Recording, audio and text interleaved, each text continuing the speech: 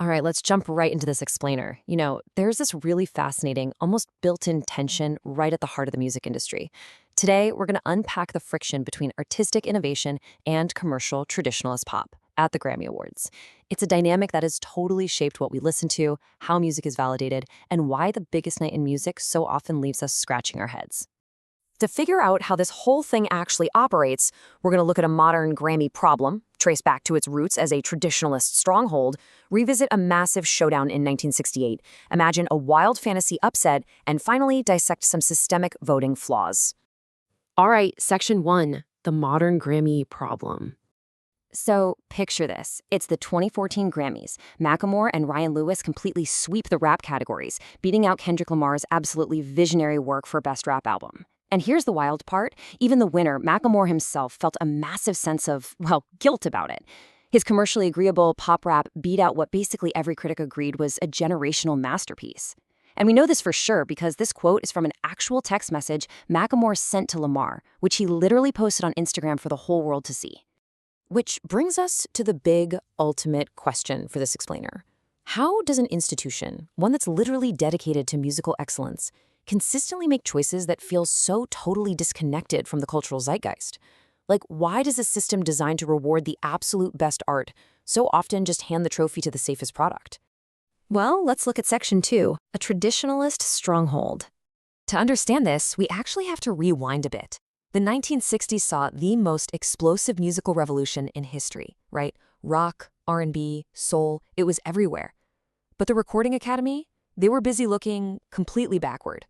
Looking at the history of the top prize, they were rewarding stand-up comedy, vocal pop, and they crowned Frank Sinatra the winner twice in just 2 years.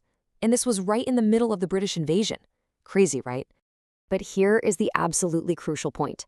This wasn't some kind of accident. It wasn't an oversight. It was entirely by design. The voting body was built by older industry veterans, guys from the big band era. For them, rock music was basically public enemy number one. In fact, the Grammys were originally formed as a defensive measure. They wanted to protect what they considered good music from the perceived threat of youth culture and independent labels. And to put into perspective just how incredibly powerful that traditionalist pop market was back then, consider the number 4. In 1966, easy listening pioneer Herb Alpert had 4, yes, 4 instrumental pop albums in the Billboard Top 10 at the exact same time.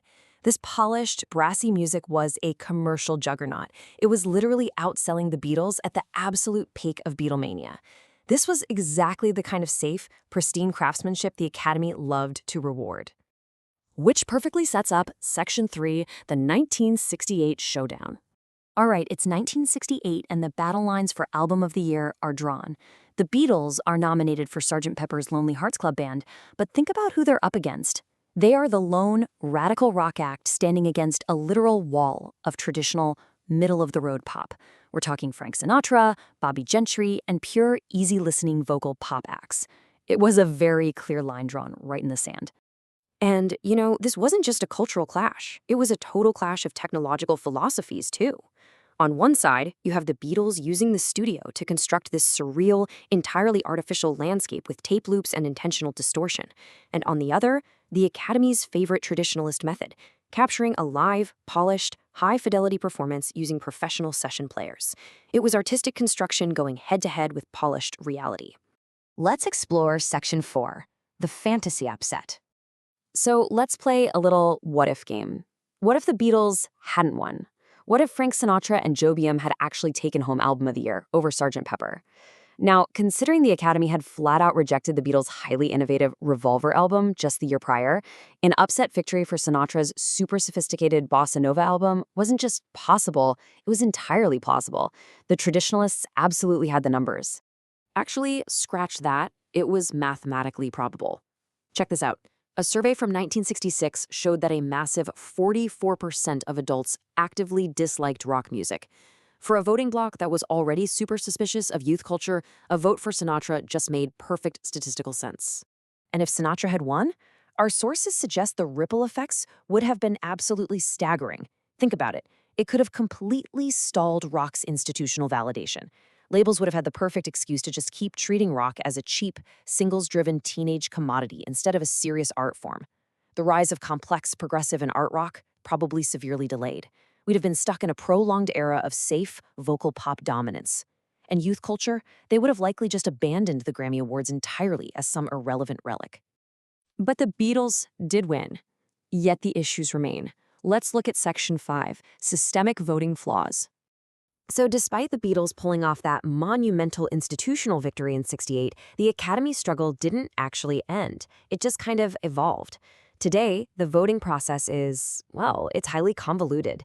After labels submit their tracks and screening committees check for basic eligibility, these secret nominations review committees quietly step in. These anonymous boards literally have the power to alter the fields before the final vote even goes out to the 12,000 Academy members. It's this whole hidden layer of subjective curation that has drawn some intense scrutiny. And the source analysis points out that this current system is just riddled with flaws. For starters, you have thousands of members allowed to vote on genres they know absolutely nothing about. Plus, the sources argue that the Academy has drastically shifted. Instead of ignoring the market like they did back in the '60s, they are now basically slaves to commercial sales, which means independent and smaller labels are consistently overlooked. And on top of that, the materials highlight ongoing reporting on deeply entrenched racial biases and this really controversial practice called genre siloing. So how does genre siloing play out? Well, categories like urban contemporary effectively separate Black artists who are making undeniably popular music, like Beyoncé and Pharrell, from the predominantly white pop categories, featuring acts like Coldplay or Katy Perry. Observers in our source texts argue that this artificially boxes in artists of color. It's a system that echoes historical segregation in music marketing, even when these artists are literally dictating the mainstream top 40. As we wrap up this explainer, we're really left with a fundamental tension. From those traditionalist holdouts back in 1968 all the way to the massive commercial and systemic complexities of today, we have to ask ourselves something. Are these trophies an objective measure of timeless art? Or are they really just a snapshot of the music industry's evolving commercial priorities and cultural anxieties? It's definitely something to keep in mind the next time you hear, and the Grammy goes to.